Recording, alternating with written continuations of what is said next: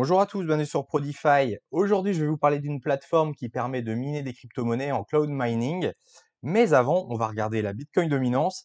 Cette semaine, on voit que elle a bien baissé. Donc, on a une belle semaine sur les cryptos. Alors, vous voyez, on suivait la trendline. Et là, on a tagué la trendline bleue. On vient juste de taper dessus. Alors ensuite, on verra, est-ce que la semaine prochaine, on rebondit ou bien est-ce qu'on casse la ligne bleue? En tout cas, si on casse la ligne bleue, ce sera un super signe positif. Donc, bon, on verra, mais ça a l'air de se retourner. La Bitcoin dominance a l'air quand même de tomber. Donc, c'est plutôt bon pour nos wallets. On enchaîne avec le portefeuille, justement. Alors, vous voyez, sur 7 jours, bien évidemment, il y a beaucoup de vert, hein. Ça a été une très très bonne semaine. On va quand même mettre les gagnants et les perdants. Donc, il y a quand même quelques perdants. Il y a Maple, moins 12%, Clearpool, moins 5%, Vojack, moins 4%, et puis 0% pour Centrifuge et GMX. Mais il y a énormément de gagnants, notamment Spectral, 83%, Trias, 82%, Veracity, 75%, Xelis, 73%, Tarasca, 71%, Rio, 67%, Chlore, 61%. Voilà, il y a énormément de bons projets. Et si on remet par pourcentage du portefeuille, le Tao est toujours premier avec 11%.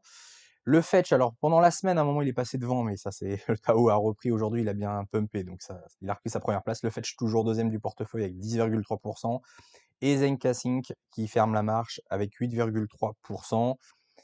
Voilà, bon, ils ont tous fait quasiment des bonnes performances, notamment dans le top 10, on va dire, du portefeuille Immutable X, hein, 43%, qui repasse à 3,4% du portefeuille. Donc cette semaine, je vous présente Circlehashes, donc c'est une plateforme pour faire du cloud mining. Alors qu'est-ce que c'est? Ça permet de miner des crypto-monnaies, mais ça n'a pas les inconvénients des mineurs classiques. Vous savez, quand vous devez miner des crypto-monnaies, en proof of work, vous devez acheter des CPU, des GPU ou des ASICs, vous les mettez chez vous, ça consomme de l'électricité, ça fait du bruit, voilà, il peut y avoir des problèmes de maintenance, etc. Donc le cloud mining, ça permet de, à distance, miner des crypto-monnaies. Vous achetez des mineurs qui sont stockés dans des locaux à l'étranger, vous bénéficiez en plus d'un prix de l'électricité qui est plus faible qu'en France, donc c'est intéressant. Après, il faut bien choisir sa plateforme puisque ça présente des risques, il peut y avoir des scams, et cetera. Alors moi, j'ai choisi Circlehash parce que ça fait un petit moment qu'ils sont sur le marché. Donc j'estime qu'au bout de plusieurs années quand même, si c'était un un scam, bon, ça aurait été détecté. Il y a pas j'ai regardé sur internet, il y a pas spécialement d'avis négatifs. Alors après, on est à l'abri de rien, mais en tout cas, jusqu'à maintenant, il y a pas eu de souci. Donc je suis parti sur cette plateforme et là, c'est un essai, hein. Je J'ai mis que 200 $, je vais vous expliquer, tout à l'heure. J'ai mis 200 $ sur un mineur, en Kaspa. Donc c'est un test. Alors normalement, c'est plutôt en bear market, hein, qu'on achète un mineur.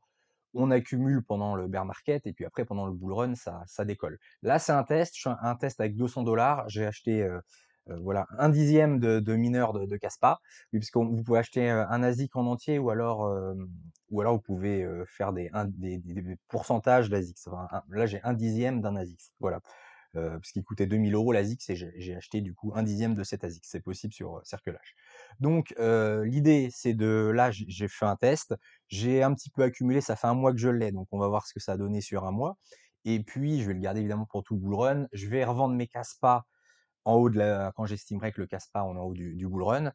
Et puis, l'avantage, c'est que j'espère qu'avec cette portion, ça aura rentabilisé mon investissement de base, que ça l'idée, hein, j'ai mis 200 €. L'idée, c'est de rentabiliser les 200 € rapidement, et puis après, ce sera que du bénéf, parce que ça, tout ce qui est au-dessus de 200 € que j'aurai généré, après, ça sera du bénéf. Alors après, on sera en bear market, donc faut regarder ce que fera le prix. Parce qu'évidemment, les récompenses quotidiennes, là, je gagne, vous allez voir, environ 1 $ par jour. Alors après, il faut enlever les frais d'électricité, mais 1 $ par jour. Mais ça peut dépendre dans le temps, on ne sait pas, parce que le taux d'hash rate peut augmenter, donc les récompenses peuvent baisser, mais en même temps, le prix du token peut augmenter. Le prix de l'électricité peut augmenter, etc. aussi. Donc la rentabilité ne va pas toujours être la même. Et on verra ce que ça donne en bear market. Et puis, si c'est rentable après un cycle, après, on va dire en fin 2026, quand on sera en bas du bear market, si j'ai vu que c'était rentable et que c'est valable, je rachèterai éventuellement une machine plus grosse pour générer plus. Mais là, c'est vraiment un test. On est à l'étape de test. Je vous montre rapidement, donc vous voyez, vous êtes sur le site là. Vous pouvez avoir alors des cryptos, vous pouvez miner du Doge, de la Lève, du BTC, du Kaspa, voilà, tout ce qui est indiqué là. Évidemment, le prix n'est pas le même en fonction. Alors moi, je suis parti sur Kaspa, parce que je pense que Kaspa, bon, voilà, c'est une crypto que je peux au moins voir 2 cycles, hein. Là, c'est le premier cycle et je pense qu'il y aura un deuxième cycle. Comme c'est du proof of work, je pense qu'on peut voir, une vision au moins sur 2 cycles. Donc j'ai parti sur une machine Kaspa et vous voyez, il y a plusieurs prix et vous voyez le rendement, théorique par jour en vert. Alors moi, j'étais parti, alors je sais plus c'était laquelle, mais vous voyez, alors celle-là, par exemple, elle coûte 297 $ et c'est un dixième d'un plus gros ASICS. Voilà, c'est une machine partagée, ce qu'ils appellent. Après, il y a plein de modèles différents, etc. Donc moi, je suis parti sur une, euh, une machine à 200, alors avec les frais, parce qu'il y a des petits frais d'installation, etc. J'étais à peu près à 250 $. 250 $ d'investissement.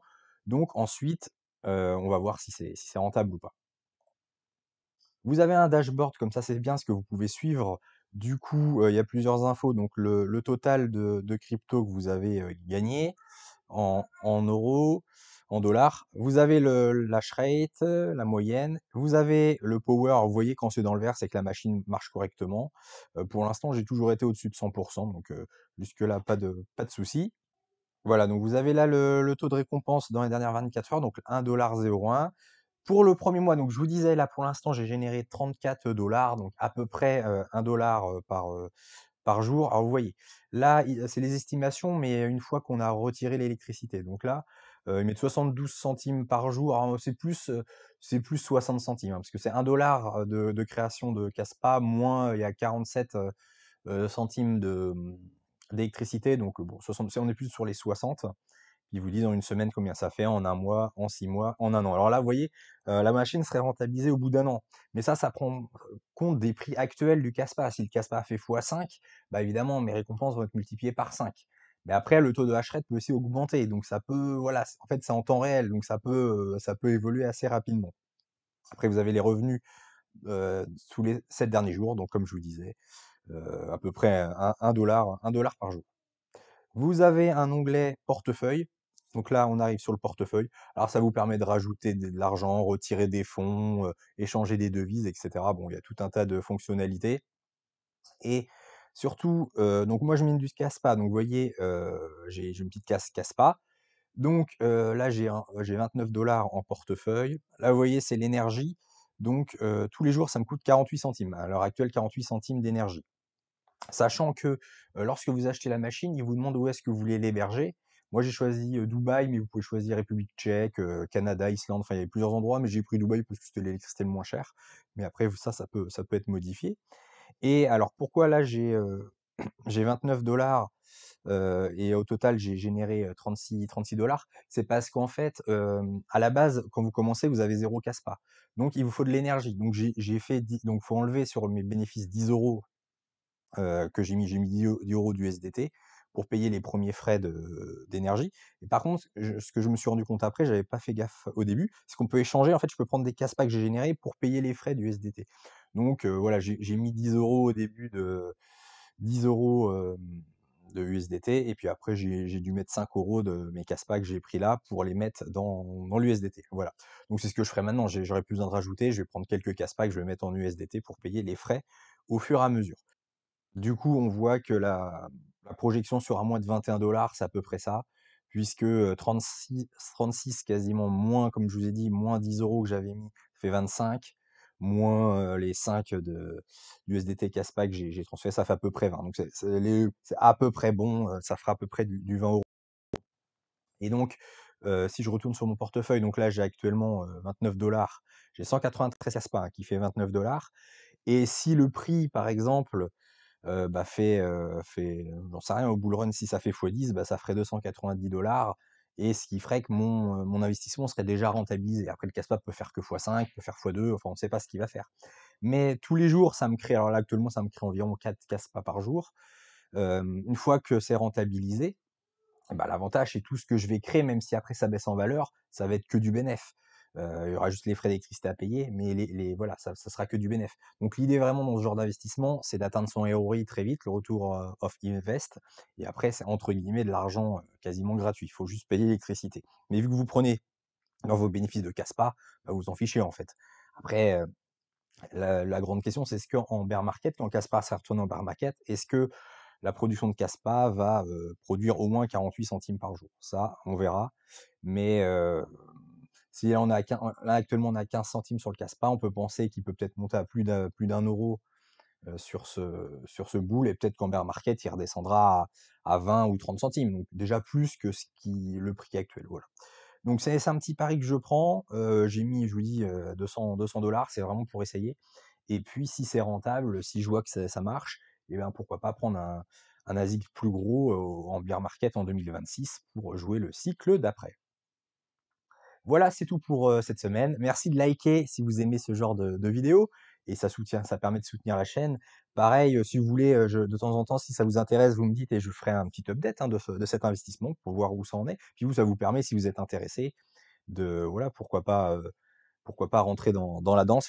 Si vous rentrez dedans, faites avec une petite somme, hein, c'est juste pour essayer au début. Et puis si vous prenez en jeu, si vous trouvez que c'est rentable aussi, bah, pourquoi pas augmenter au fur et à mesure vos rendements. Je vous mettrai un lien referral si vous voulez, pour avoir des petits bonus. Tous les deux, on aura des petits bonus. Je vous mettrai ça en commentaire. Merci d'avoir suivi la vidéo, et je vous dis donc à la semaine prochaine. Ciao.